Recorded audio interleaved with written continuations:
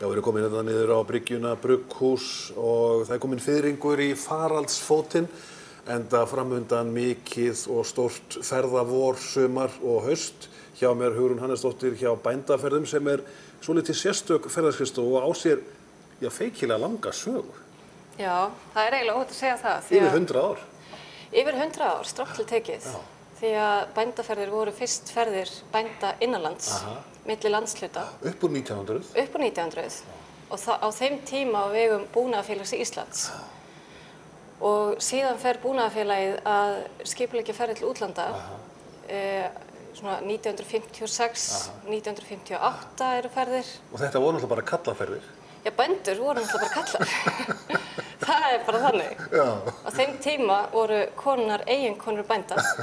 Þannig að þetta voru hreinar kallaferðir, já. Það ekkert flókið. Og utanlandsferðirnar byrja þarna svona á 7. áratugnum, ef svo má segja. Já. Og það alveg fram til 1970 sem þetta eru bara strátt til tekið kallaferðir.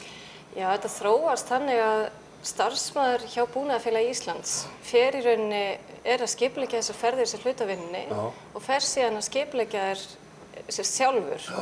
Og hann heitir Agnar Guðnason, sá sem að stofnaði í rauninni bændaferðir eins og flestir þekkja þær.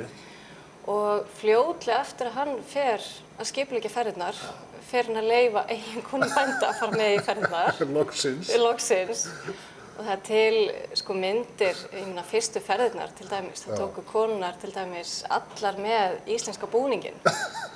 Og það til myndir þar sem við fóru til Bretlands á tónleika með Tom Jones. Og það var marserað frá hótelinu. þar sem að allar konur í íslensku búning og marsir á tónleikana í einni röð. Og það auðvitað tekið með sér niður svona íslenska mat. Það gæti alveg verið. Turnböt og alles. Og mér skilst að hópur hafi vakið mikla athygli þegar þau mættu á tónleikana. Ég hugsa að Tom Jones gleymi þessum hópi aldrei. Þannig að það var á þeim tíma. Síðan svona þróast þetta þannig að vinir bænda fara að koma með í ferðirnar og sá hópur verður alltaf stærri og stærri. Þannig að þegar ég kynnist bændaferðum þá náttúrulega eru orðið bændur í miklu minnihluta hjá bændaferðum og margt hefur breyst en nafnið eiginlega eina, nafnið hefur ekki breyst og það hefur ekki breyst að ferðirnar séu hópferðir með íslensku mælandi fararstjóra. Og það svolítið sem einkennir ykkar faramáta, það að fara saman í hóp, dreifjast saman í grúpu með staðkunnugum fararstjóra. Já, það eiginlega númer 1, 2 og 3 af því að fólk náttúrulega ferðast á eiginvegum og þá eru kannski Jón og Gunna sem eru jafnvel uppkomin börn og eru 2 ein heima að ferða saman. Það bara öðruvísi að fara með hópi og gleðjast með hópi. Og hvað þá að fá allar upplýsingarnar sem þú færð aukalega með íslensku mælandi fararstjóra sem sérfróður. Einmitt, og hefur kannski búið á staðnum í áratugi. Já. Nefndu mér ferðir, þið eru að fara á framandi slóðir. Eþíópía til dæmis inn í myndinni. Já, Eþíópía. Það alveg magnað að fara þangað. Þetta ekki alveg næsta land? Nei, ég var svo heppin að komast til ferð þangað fyrir nokkrum árum síðan með þessum fararstjóra sem hefur búið yfir 15 ár í landinu við hjálparstarf. Og það bara öðruvísi að kynnast því að vera með fararstjóra, sérð mann út á götu sem tilheyrir einhverjum ættbálki. Fyrir okkur þá sjáum við ekkert muninn. En hann getur bara sagt svona þessum ættbálki og komið með sögurnar viðkomandi ættbálk. Það mjög merkilegt. Og Íslendingar hafa gert mjög mikið í Eþíópíu og rétt mikla hjálparhönd. En þarna getur maður ekið með lítilli rútu aftur til steinaldar. Já, það bara þannig. Og að saman með eins og ferðina sem við erum núna með til Jórdaníu. Þar erum við með konu sem fór sér skiptinemi fyrir tvítugt til Sýrlands og síðan áfram til Jórdaníu. Við búið þarna í mörg ár, talar tungumál heimanna og segir á allt annan hátt frá. Það svo magnað. Og Jórdaníu ekki bara eyðimörk? Nei, það ekki þannig. Nei. Og þetta náttúrulega hluti af því bæði að kunna betur að meta það sem við höfum hérna heima en að kynnast annarri menningu og öðru fólki frá fleiri hliðum. Svo það að sigla niður árnar? Við erum að sigla niður árnar aðallega í Evrópu og líka náttúrulega erum við lengi búin að vera með siglingar í Rússlandi. Aha. Þær eru gríðarlega vinsælar. Og það gleymir stundum í huga Íslendingsins að svona ferðamáti hefur þekkst öldum saman. Öldum saman. Þetta er náttúrulega eitthvað sem við þekkjum ekki. Nei. Og þetta er líka mjög þægilegu ferðamáti. Því Einstaklega. yfirleitt ertu með sama gististað allan tíman og svo velur bara hvaða skoðunarferð sem þú ferð með í, en skoðunarferðin er alltaf innifaldar. Einmitt. Þannig að það er mjög þægilegt. Já. Og getur labbað, hjólað og farið með hvernig... Í sumum ferðunum, já. Já. Í sumum ferðunum.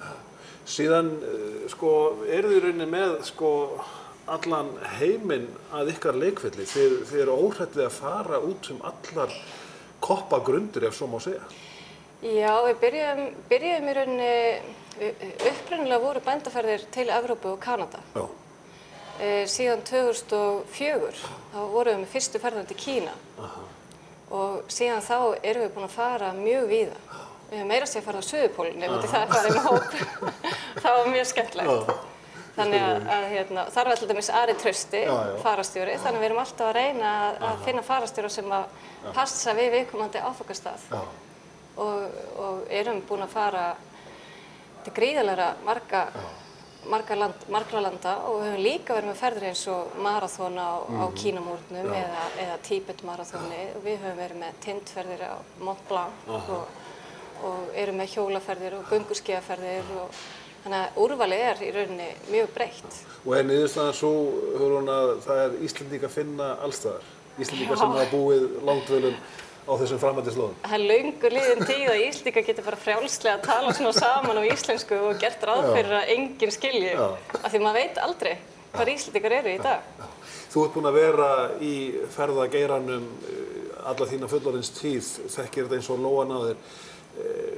Er heimurinn áþekkur frá einni álfu til annarar eða er menningarsokkið sterkt á sumum stöðum?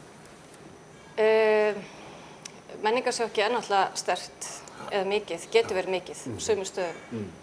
Og það getur, mér finnst í rauninni eftir því sem er lengur í þessu, þá virkar sjóndeildarhringurinn og maður sýnir kannski mismunandi menningu meiri virðingu. Af því að þegar maður kynnist fólki af mismunandi menningu í dýptina og lærir að aðlaga sig að því að tala ekki eins við viðskiptafélaga frá Asíu eins og Evrópu til dæmis, að bæði er meiri ánægju út í og maður lærir meira. Þannig að klárlega verður heimurinn svona minni en virðingin eykst fyrst mér.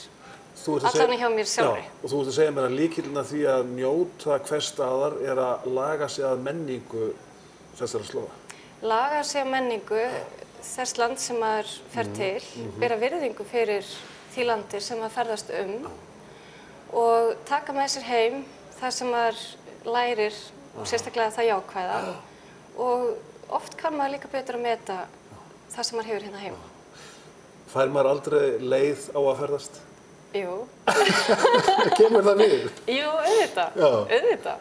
Sérstaklega ef maður vinnur við það.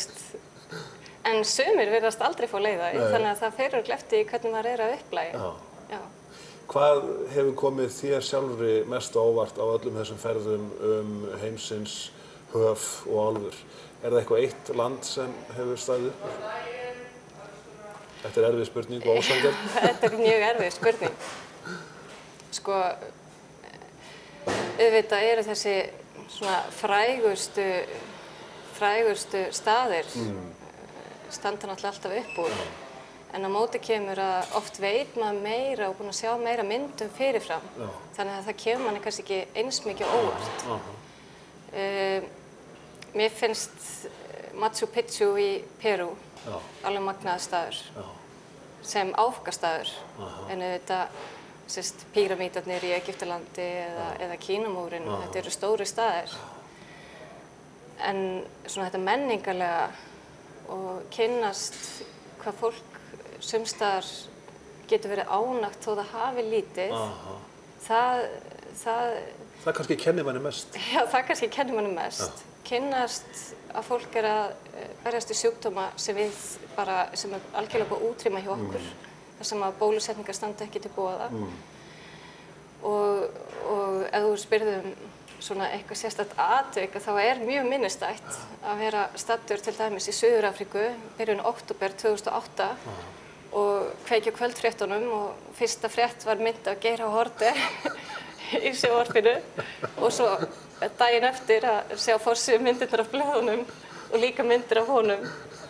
Þannig að fréttir af Íslandi geta verið víða. Já, og þú hefur kannski haldið að þú kemist aldrei aftur heim. Jú, ég bjóst svo sem við því, en hvort maður hefði efni á að kaupa sér í matinn eða hvort að kortið myndi virka eða annað, það annar mál. Já, það gerist óskaplega margt í útlöndum. Já. Meðal annars hrun. Meðal annars hrun og svo náttúrulega bara ýmislegt annað. Já, getur verið náttúrulega óhöpp og annað slíkt og svo oft gaman að fylgjast með hvernig fólk upplifir staðina mismunandi. Svo við lokum þessari sögu, Hugrún, eru bændur ennþá jafn duglegir að ferðast og áður? Ég myndi að segja að bændur séu jafn duglegir að ferðast og áður og það merkilega við þetta það að bændur, hugtaki bóndi orðið allt öðruvísi í dag. Já. Þú getur þess vegna verið reiðhjólabóndi. Akkurat. Og reiðhjólabændur eru til dæmis mjög duglegir að ferðast. Það bara nánast uppselt í allar hjólaferðir hjá okkur. Já. Þannig að það skilgreiningaratriði, en landin mjög duglegur að ferðast. Þetta voru nokkur orð ferðalög, í þessu tilviki frá bændaferðum. En við segjum þetta gott hérna á bryggjunni Brugghúsi þar sem við erum að tala komandi ferðalög landans á sumri komanda.